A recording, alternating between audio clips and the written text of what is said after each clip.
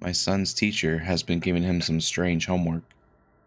I recently had to relocate to another city for work, which meant uprooting my whole family, my wife, my 9-year-old son Dylan, and myself, from our quiet life to a bustling city which we were not accustomed to. My wife had to find a new job in the city, and Dylan had to leave behind his friends and start at a new school. However, I believed it would be all worth it because I was receiving a substantial pay raise. It's been about a month since we moved into our new home, and everyone seems to be adapting to our new lifestyle. My wife enjoys her new job and has already made several new friends. Dylan has settled well into his new school, despite being in a larger class than he's used to. He's already made some friends who have helped him adjust to his new environment.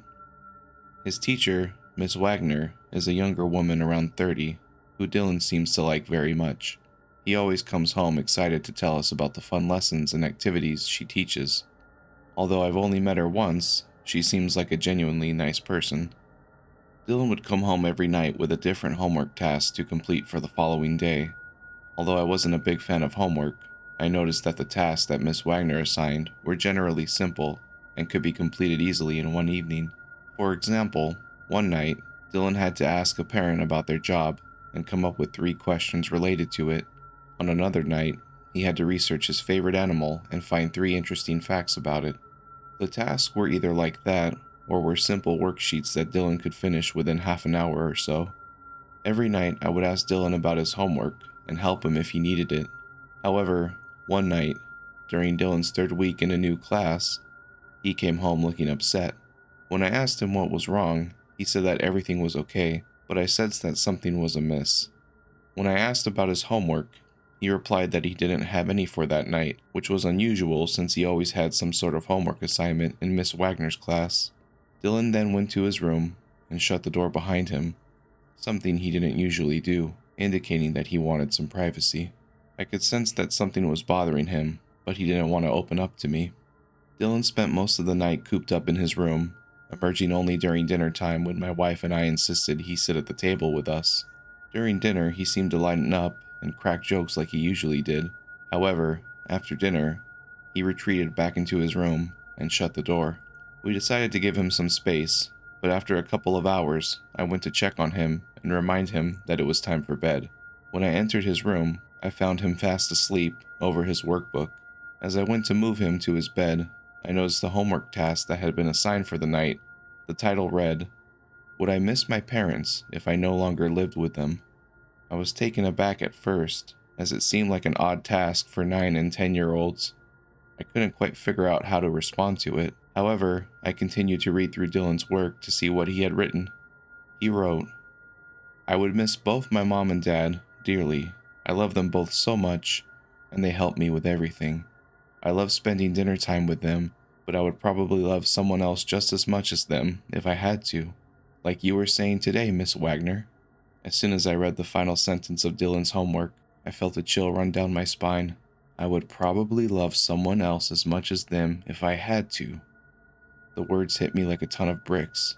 What had Miss Wagner been teaching my son? What was the purpose of these strange and confronting tasks?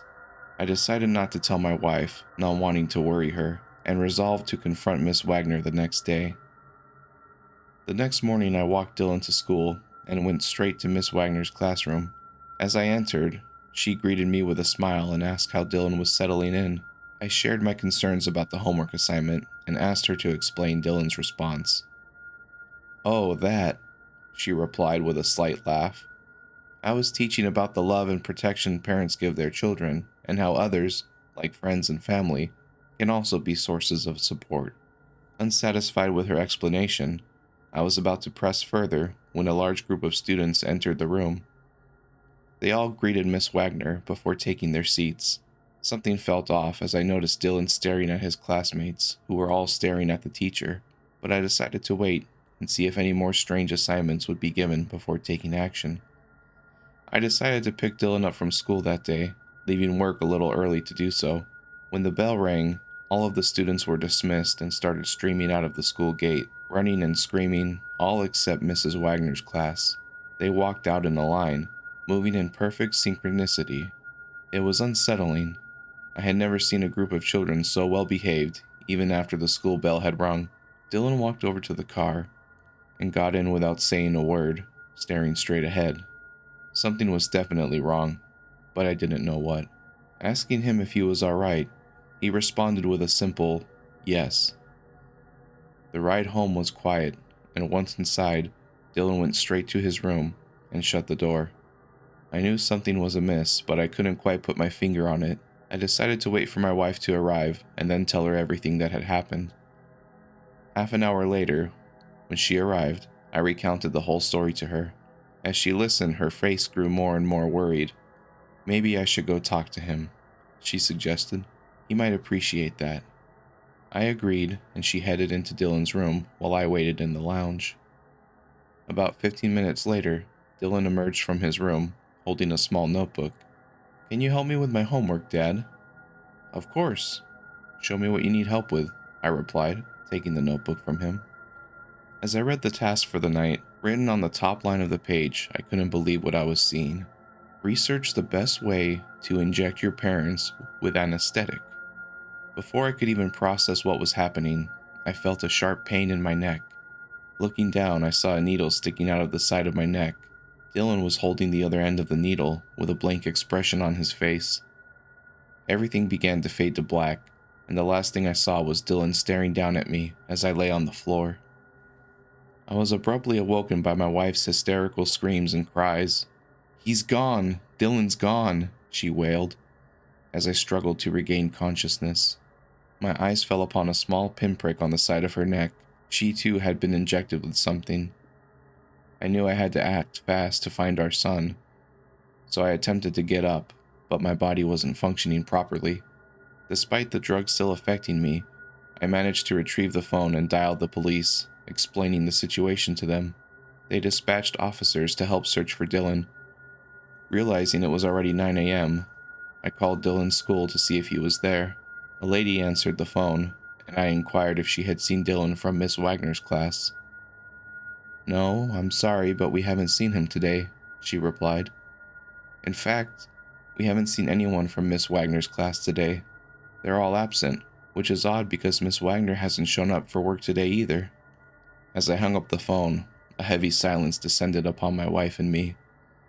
We were left to ponder the same questions as the other parents of Dylan's classmates.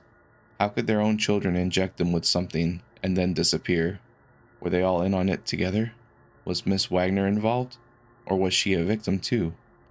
The students had been acting oddly leading up to the incident. Were they under hypnosis or drugged? Or was there something even more sinister at play? It's been 3 weeks, and Dylan, Miss Wagner, and the rest of the class are still missing, leaving us all with more questions than answers.